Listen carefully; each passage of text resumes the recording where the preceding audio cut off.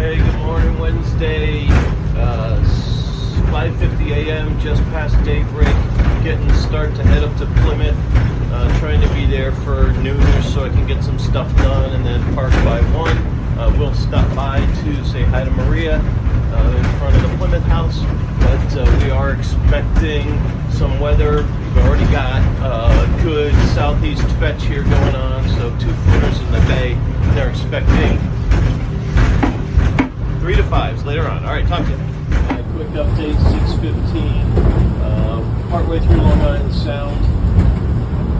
2 to 3 footers and seas from southwest, a little bit behind me, quartering behind me. So everything's going good. There's no white caps yet, so it's not too bad. All right, holding 36 miles update. It's 7 a.m. and we're nearing the easternmost part of Long Island Sound. There's Connecticut way off, probably 5-6 miles in the distance. And out there is Montauk, another 6 miles, 8 miles. And then over here we're getting close on the side. You'll see that since we're getting closer to the Long Island part of it, we're getting more and more protected from the wind. So things are calming down a little bit, but that iconic lighthouse at the far east entrance to Long Island Sound. Hopefully you can zoom in on your computers at home. My cell phone's not doing a great job, but it's a nice stone structure, 2-story, 1800s era house. Very confused seas here at the east end of Long Island Sound. Very typical, just because we've got 2 big bodies of water that are finally merging and figuring out who's boss. See how it's really smooth further over there, and right where we are, it's quite lumpy. It'll be smoothing out in a little bit like that. It's smooth. Really big ship heading down into Long Island Sound. All right, good morning. It's a little past 8, and to the due north, about 5.5 miles, is Charlestown, Rhode Island. Rick and Gail will be at the beach a little later this morning. To the south-southeast, about the same 5 miles, is Block Island. It's a little lumpy. You might have seen that we're running in 3 to 4s, and slowed down a little bit, so it's a nice, comfortable ride. No banging. Everything's just, we get a little wet. But other than that, it's going to be good. I'm heading right into the sun, so it makes it a little bit more difficult to see some of the high flyers for lobster pots and things like that, but it should be good. So Dad, this one's for you. This is Block Island Sound heading into Buzzards Bay. You'll remember this segment being about exactly like this. I mean, this is a standard day for Block Island Sound. 3 to 4s are very consistent, an occasional 5. But one of the upgrades this boat has is that it is waterproof on the top and sides in addition to the bottom. So we're running 33, 34, and it's still very comfortable. All right, talk to you.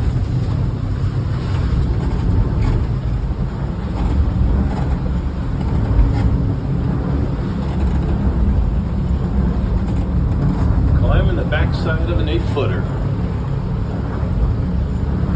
Just gotta watch landing on the other side. That's where all the water comes from. Well, hopefully that's the last of the 8-footers. We're down to the 4 to the 6s. I switched course to more easterly so I can get the beam sea and make it a bit easier on me when I have the following sea. You're doing a lot of climbing up 8-footers and down 8-footers, and you want to make sure to not become a submarine, but everything's been happy, and I will talk to you a little bit. It's 9:30, safely in Buzzards Bay. We're down to beautiful 2 to 3 footers, making 35 miles an hour again. I just had a phone call with CJ, and before that with Susan, and I did pass some people on the high seas when there was 8-footers at a 60-foot catamaran. I gave them a close pass by, and they were up trying to stay dry, and they were waving happily at me that they saw somebody else out on the high seas. The only other thing that was a big cargo ship and an exploration ship. But I am 22 miles from Cape Cod Canal entrance, and almost no white caps out here, so everything looks good. A tugboat towing a barge with windmill segments. You can see the two tower parts and then all the blades laid sideways.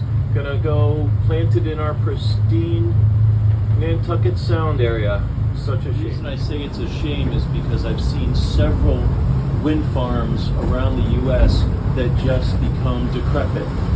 These things are also filled with toxic oils that spill, and if you've ever watched, there's some fun videos when some of these things get struck by lightning or hit by gale force winds and just destroy themselves. So it's just not the best way to get energy around because it's intermittent, and in the end it does more harm than good. It's much easier for the managing company to go bankrupt and leave than it is for them to refurbish these things and keep maintenance going at the 20-year lifespan for them. Happy sight. This marks the entrance to the Cape Cod Canal. It is the train bridge, Mass Maritime School. We are running 41 at 33 gallons per hour, so making great efficiency. Made it through the Buzzards Bay. Everything is good. Cape Cod Canal. There's the Sagamore Bridge on the canal, so almost to the exit into the canal, and then just a few miles over to do some waving at folks, and then on to Plymouth. Stopped in to say hi to Maria. She's waving to me. I'm waving to her. The last clips I'll send or take today, but that's the Plymouth Pilgrim nuclear power plant that's being decommissioned.